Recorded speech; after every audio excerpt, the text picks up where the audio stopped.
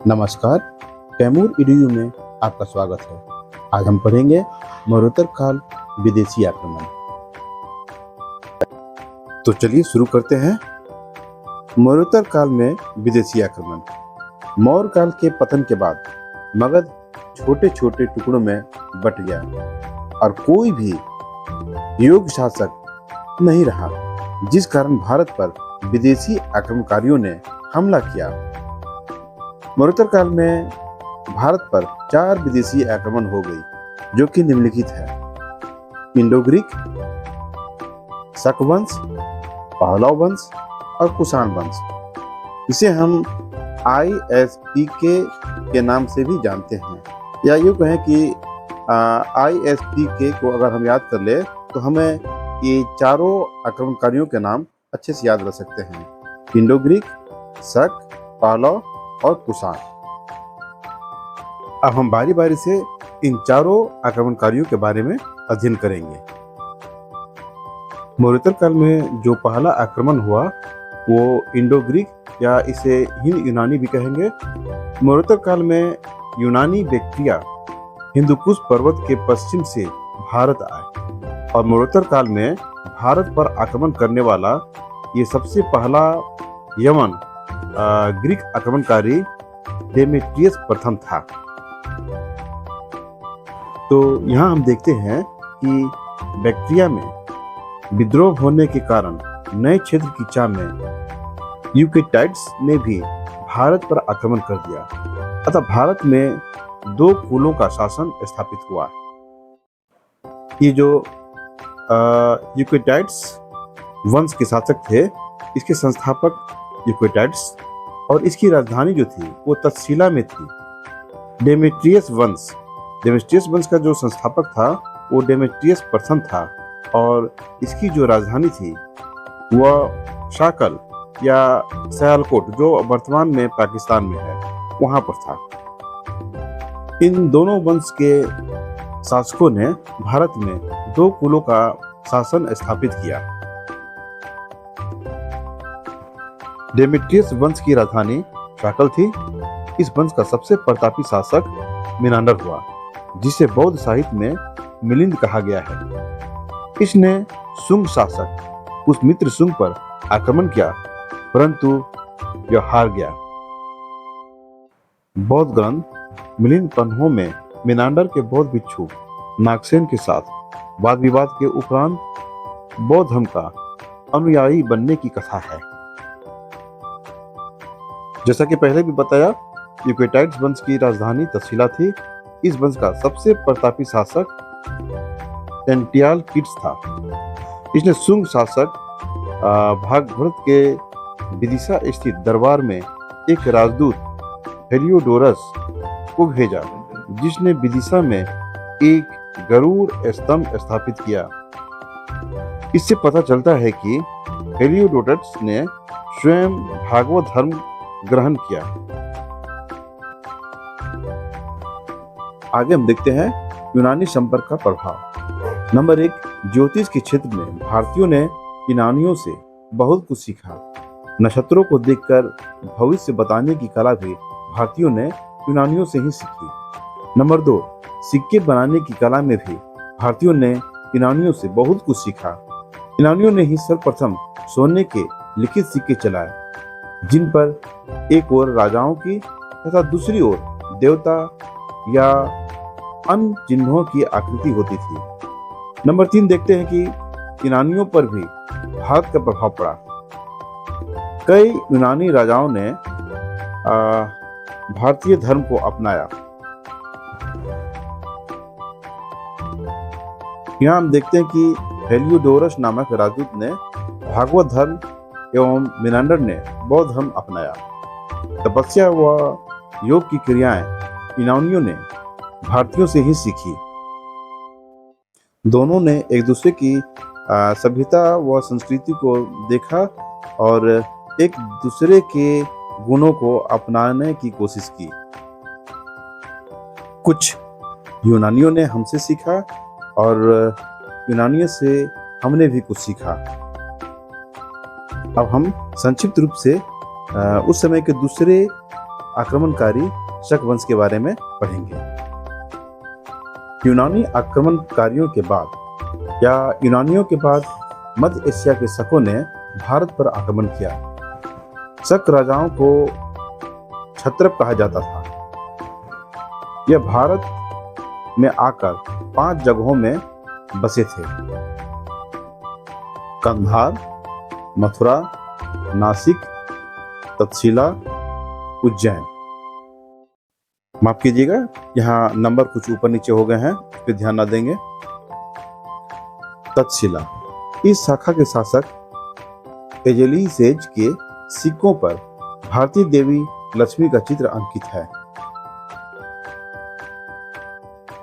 मथुरा में शक शासक 57 ईसा पूर्व उज्जैन के एक स्थानीय राजा ने मथुरा के शक शासक को पराजित किया और विक्रमादित्य की उपाधि धारण की।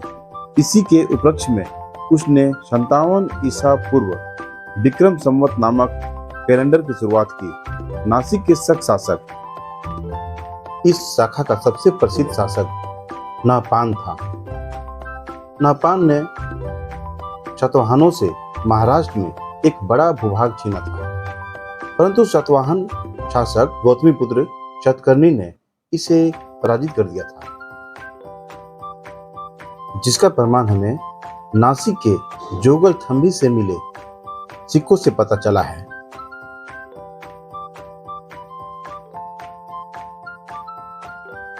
सबसे प्रतापी शक शासक उज्जैन का रुद्रदामन था। रुद्रदामन की उपलब्धियों का वर्णन गुजरात के जूनागढ़ अभिलेख से मिला है, जो कि संस्कृत भाषा में लिखा गया प्रथम अभिलेख है। इसी अभिलेख से हमें पता चला है कि गुजरात के सौराष्ट्र में सुदर्शन झील को चंद्रगुप्त मौर्य ने बनवाया था, जिसका पुनर्निर्माण रुद्रदामन ने करवाया था। इस वंश का अंतिम शासक रुद्र सिंह तृतीय था, जिसे गुप्त शासक चंद्रगुप्त द्वितीय ने पराजित कर दिया और विक्रमादित्य की उपाधि धारण की। तो यहाँ हम लोगों ने देखा नवोत्तर काल में विदेशी आक्रमण, इंडो ग्रीक, शक वंश। अब हम देखेंगे पहलव वंश। पहलव वंश मध्य एशिया में ईरान से आए थे।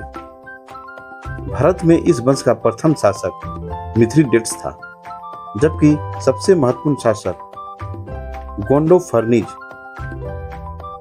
गोंडोफर्निज ने तक्षशिला को अपनी राजधानी बनाई।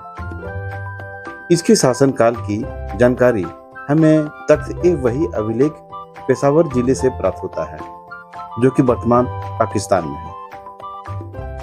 इसी के शासनकाल में ईसाई धर्म प्रचारक सेंट थॉमस भारत आया। भारत आने वाला पहला ईसाई धर्म प्रचारक था। कौन था धर्म प्रचारक? ईसाई धर्म का सबसे पहला सेंट थॉमस। कुषाण वंश। कुषाण मध्य एशिया में पश्चिमी चीन के यूची जाति के थे। लगभग 165 ईसा पूर्व में पश्चिमी चीन से खदेड़े जाने के बाद उनकी एक शाखा अफगानिस्तान चली गई, जबकि दूसरी शाखा तिब्बत आ गई। इसी दूसरी शाखा ने भारत पर आक्रमण किया। कुषाण वंश का संस्थापक कुजुल कैडफिसस था।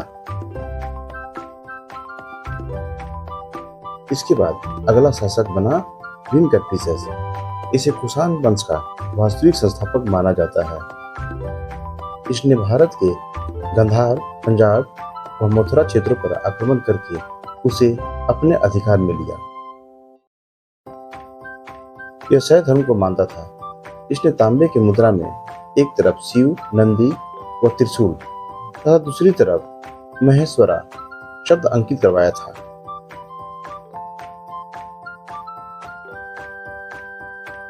अब हम आगे देखेंगे कुषाण वंश के अंतर्गत कनिष्क। कनिष्क सर्वाधिक प्रसिद्ध कुषाण शासक था। कनिष्क ने 78 ईस्वी में अपना राज्याभिषेक करवाया। इसी उपलक्ष्य में कनिष्क द्वारा शक संवत का आरंभ हुआ। कनिष्क की राजधानी पुरुषपुर पेशावर थी। कनिष्क के समय कश्मीर के कुंडल वन में चौथी बौद्ध संगति हुई थी। इसी के समय बौद्ध धर्म हीनयान और महायान दो शाखाओं में बट गया था। कनिष्क के समय में मथुरा कला एवं गंधार कला का जन्म हुआ। कनिष्क बौद्ध धर्म की महायान शाखा का अनुयायी था। सर्वाधिक शुद्ध सोने के सिक्के कनिष्क के शासनकाल में जारी किए गए, क्योंकि उस समय हिंदुकुश पर्वत के पास सोने की खानों का पता चला था।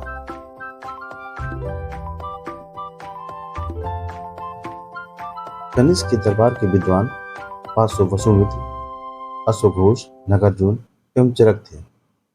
कनिष्क का राजकवि अश्वघोष था।